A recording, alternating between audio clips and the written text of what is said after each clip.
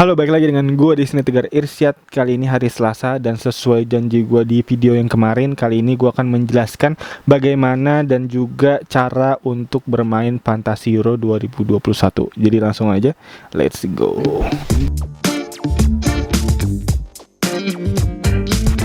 Oke, untuk itu langsung aja, dimana kali ini gue akan menjelaskan bagaimana cara instalasi serta bagaimana menyusun first draft tentunya untuk pertama kali teman-teman yang baru main, dan juga yang kedua nanti gue akan jelasin lagi untuk rules point scoringnya, karena di sini agak berbeda ya untuk poin-poin yang didapat, berapa poin untuk setiap momen yang terjadi, dan selanjutnya nanti akan gue jelaskan juga untuk penjelasan tentang match day-nya, karena di sini sedikit berbeda ya untuk match day yang ada, dan juga nanti ada penjelasan tentang transfer juga, dan selanjutnya nanti ada chips juga yang agak sedikit berbeda dari Fantasy Premier League yang akan gue jelaskan, dan juga nanti ada penjelasan tentang pergantian pemain yang bisa dilakukan dalam match day. Jadi langsung aja untuk itu gua masuk ke segmen yang pertama, di mana kali ini gua akan menjelaskan instalasi dan first draft untuk di Fantasi Euro 2021 ini. Jadi langsung aja, let's go. Tapi sebelum itu gua mau ngasih tau lagi ke teman-teman semua bahwa kemarin tuh gua nemuin sebuah game fantasi yang keren banget yang bernama MPL Fantasi. Teman-teman bisa langsung download game ini di id.mpl.live/fantasi.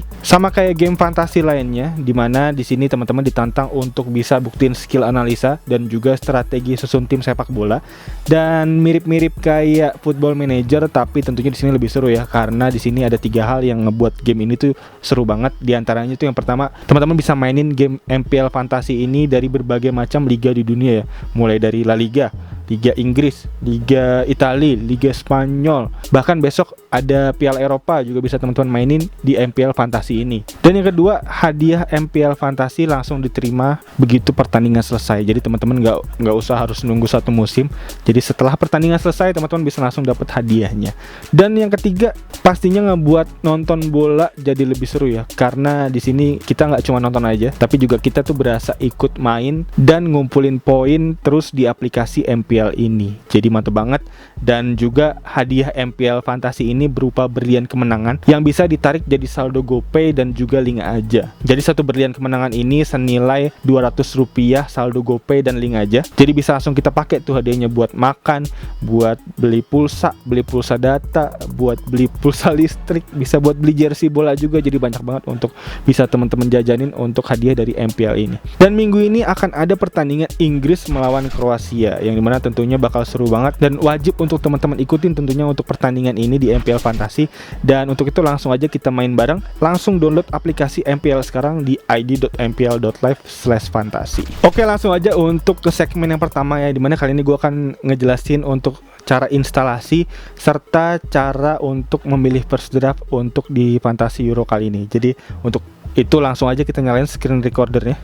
Oke, udah nyala handphonenya. Dan sekarang untuk pertama-tama sebenarnya ada 2 cara untuk teman-teman yang mau main game Fantasi Euro kali ini, dimana gue kali ini akan menjelaskan untuk cara bermain di smartphone tentunya. Kali ini gue pakai Android, dan untuk itu bisa langsung dibuka aja untuk Play Store di aplikasi smartphone teman-teman semua. Langsung buka aja Play Store dan kita cari di kolom search ya untuk nama Fantasi Euro.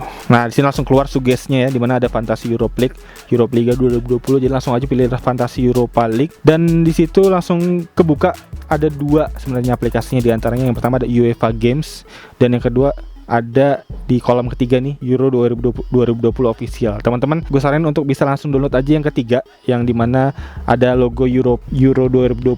Langsung diklik aja, karena untuk nanti yang kalau yang pertama tadi tuh nanti dia gabung sama UCL Fantasi. Agak berat aplikasinya, jadi gua saranin untuk bisa menggunakan aplikasi yang ini. Dan kita langsung install aja aplikasinya, dimana nggak terlalu besar, untuk kapasitasnya hanya 44 MB aja. Jadi tinggal ditunggu aja untuk downloadnya sampai selesai, dan langsung instalasi seperti biasa.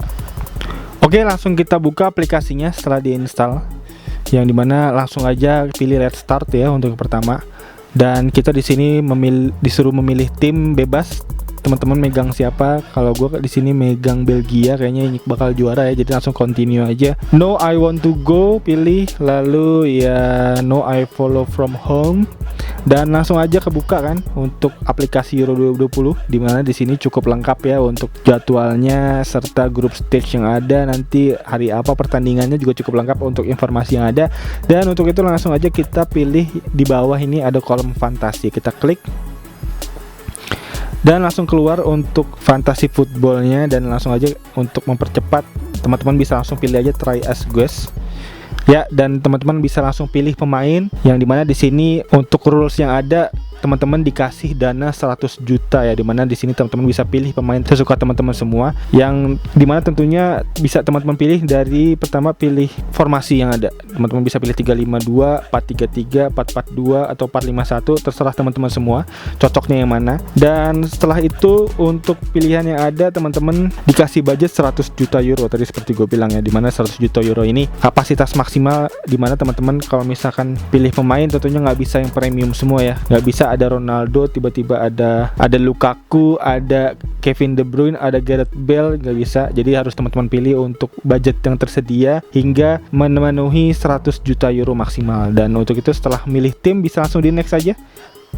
Dan teman-teman langsung pilih kapten, yang dimana di sini untuk rules yang ada dari 15 pemain di sini teman-teman disuruh memilih untuk 3 striker, lalu ada 5 midfielder, dan ada 5 defender dan 2 kiper. Dan untuk itu teman-teman memiliki 4 pemain cadangan. Dan untuk peraturannya lagi di sini maksimal untuk satu tim teman-teman hanya memilih untuk 3 nama aja. Jadi nggak boleh lebih dari 3 nama untuk di group stage kali ini.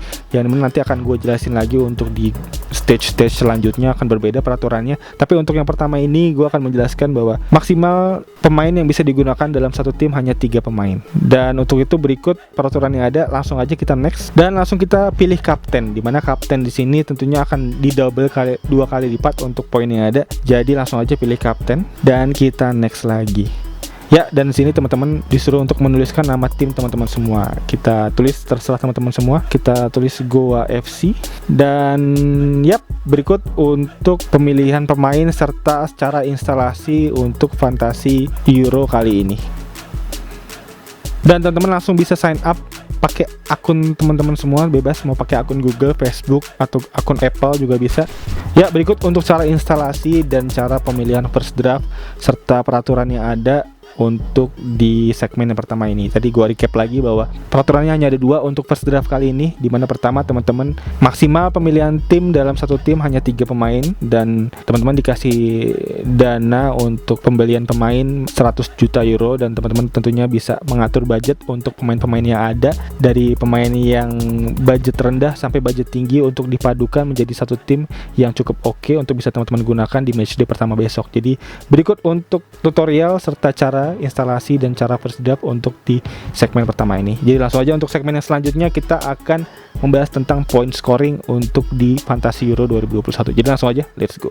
Ya, selanjutnya untuk point scoring, yang dimana rules point scoring untuk di Fantasi Euro kali ini sedikit berbeda dari Fantasi Premier League, dan untuk itu singkat aja langsung gue paparkan untuk poin-poin yang ada, dimana dari kiper sendiri untuk poin mencetak gol, kalau kiper ngegolin dapat 6 poin. Untuk nangkap penalti atau save penalti 5 poin. Lalu ada clean sheet, di mana clean sheet dapat 4 poin, dan setiap 3 save dapat 1 poin. Lalu setiap 2 gol kebobolan dapat -1, jadi dikurangi 1 setiap kebobolan 2. Dan untuk defender, di mana defender kali ini mencetak gol dapat 6 poin, dan clean sheet dapat 4 poin, dan setiap 2 gol kebobolan -1 poin. Lalu di midfielder, di pemain tengah di sini mencetak gol dapat 5 poin, dan clean sheet dapat 1 poin. Lalu dari forward hanya mencetak gol aja dapat 4 poin. Dan berikut untuk point scoring dari pemain-pemain sesuai dengan posisinya, dan untuk generalnya sendiri di mana point scoring untuk semua pemain untuk setiap penampilan yang dia mainkan akan mendapat 1 poin. Walaupun dia bermain 30 detik tetap dapat 1 poin. Dan untuk 60 menit di dalam pertandingan dapat 2 poin. Lalu mencetak gol dari luar kotak penalti di sini dapat 1 poin ya. Dimana studi kasusnya, contoh misalkan pemain tengah teman-teman semua, misalkan De Bruyne mencetak gol dari luar kotak penalti, di situ dihitung pemain tengah yang mencetak gol dapat 5 poin, ditambah mencetak gol dari luar kotak penalti tambah 1 poin, dan jadi total untuk mencetak gol dari luar kotak untuk pemain tengah dapat 6 poin. Berikut contohnya. Dan untuk assist biasa dapat 3 poin. Lalu winning a penalty, di mana di sini misalkan pemain dijegal lalu dapat penalti, Nah, pemain yang dijegal itu dapat poin 2 poin. Jadi nggak dihitung assist ya. Kalau di Fantasy Premier League kan dihitung assist ya untuk pemain yang dapat penalti itu dapat assist, di sini enggak. Jadi kalau misalkan winning a penalty ini, misalkan pemainnya ini dijegal di kotak penalti dan dapat penalti, even penaltinya nggak gol pun akan tetap dapat poin 2 poin ini. Dan untuk penyebab penalti, misal pemain defender yang nyeleding pemain lain di kotak penalti dan menyebabkan di penalti timnya itu dapat minus 1 poin. Dan untuk penendang penalti yang gagal mencetak gol dari penalti dapat minus 2, lalu kartu kuning minus 1, dan red card minus 3, dan on goal minus 2. Dan di sini nggak ada bonus poin ya. Dan berikut untuk point scoring yang bisa gue jelasin tentunya untuk segmen point scoring kali ini. Dan selanjutnya akan ke segmen ketiga, di mana tentunya gue akan menjelaskan match day dan transfer. Let's go.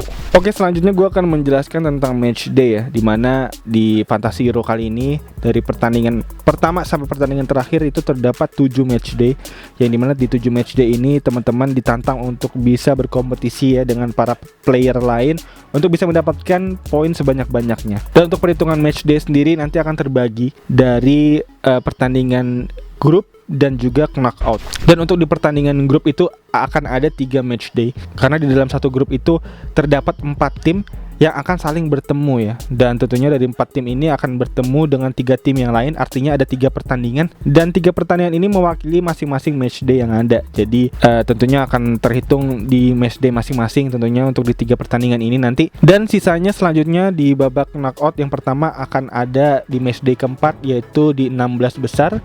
Di match day kelima nanti akan ada 8 besar, di match day ke-6 akan ada semifinal, dan di match day terakhir, di match day ke-7 akan ada final. Dan tentunya 7 match day ini nanti akan gue jelaskan lagi bahwa di antara match day yang ada ini akan diberikan jatah transfer ya. Dan untuk jatah transfernya sendiri pun berbeda-beda. Jadi untuk di awal sekarang untuk first draft ini akan diberikan jatah transfer unlimited ya. Jadi teman-teman bisa merombak tim sesuka hati, nggak perlu takut untuk minus poin dari transfer yang ada. Dan selanjutnya di match day kedua, masuk ke match day kedua, teman-teman dikasih jatah 2 transfer. Di match day ketiga juga dikasih 2 transfer. Dan masuk ke match day keempat, yang dimana artinya udah masuk ke babak 16 besar, yang dimana tentunya membuat total tim yang ada dari 24 tim menjadi tinggal 16 tim. Dan di match day keempat ini teman-teman dikasih unlimited transfer lagi ya. Jadi dimulai dari awal lagi, kayak di awal musim sekarang ini first draft unlimited transfer. Nanti di match day keempat juga akan dapat unlimited transfer. Dan selanjutnya di match day kelima masuk ke per 8 final, teman-teman dikasih jatah transfer 3 transfer. Dan masuk ke semifinal kasih 5 transfer, dan begitu juga di final akan dikasih jatah 5 transfer. Jadi makin banyak untuk jatah transfernya, semakin pertandingannya semakin jauh, semakin final, dan juga tentunya timnya semakin menyusut. Jadi itu kenapa alasannya jadi transfernya dikasih jatah lebih banyak ya, karena nanti di akhir di final teman-teman akan dikasih jatah 8 pemain untuk satu tim yang sama. Jadi banyak banget dan tentunya cukup seru untuk bisa diikutin.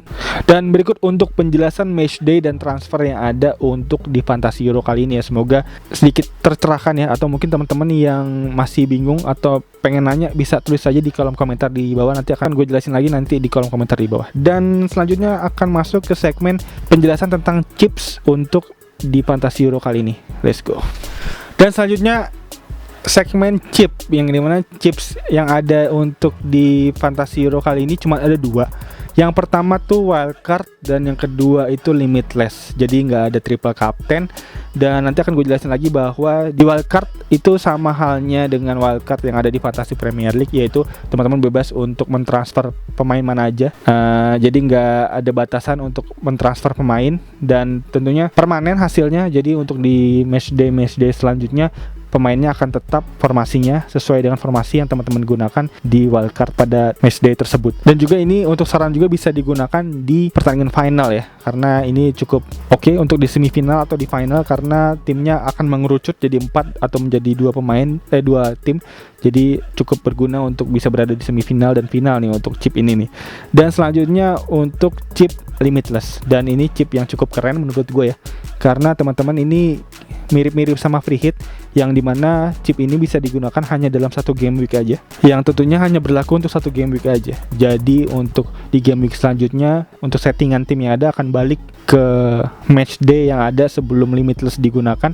Jadi untuk teman-teman misalkan menggunakan limitless di match day ketiga, artinya di match day keempat untuk susunan pemainnya akan balik ke match day kedua. Dan untuk teman-teman misalkan yang udah terlanjur untuk melakukan transfer di match day ketiga lalu mengaktifkan limitless, transfer tersebut batal, jadinya akan balik lagi ke match day kedua untuk pemainnya gitu. Dan juga artinya jatah transfernya juga akan angus untuk yang jatah transfer yang udah teman-teman gunakan di match day ketiga sebelum limitless tadi. Dan juga di limitless ini kerennya lagi bahwa untuk satu match day tersebut teman-teman dibebasin untuk menggunakan uang sebebas-bebasnya. Jadi bisa teman-teman gunakan tuh se-15-15-nya pemain-pemain premium semua. Jadi keren banget tuh di situ tuh.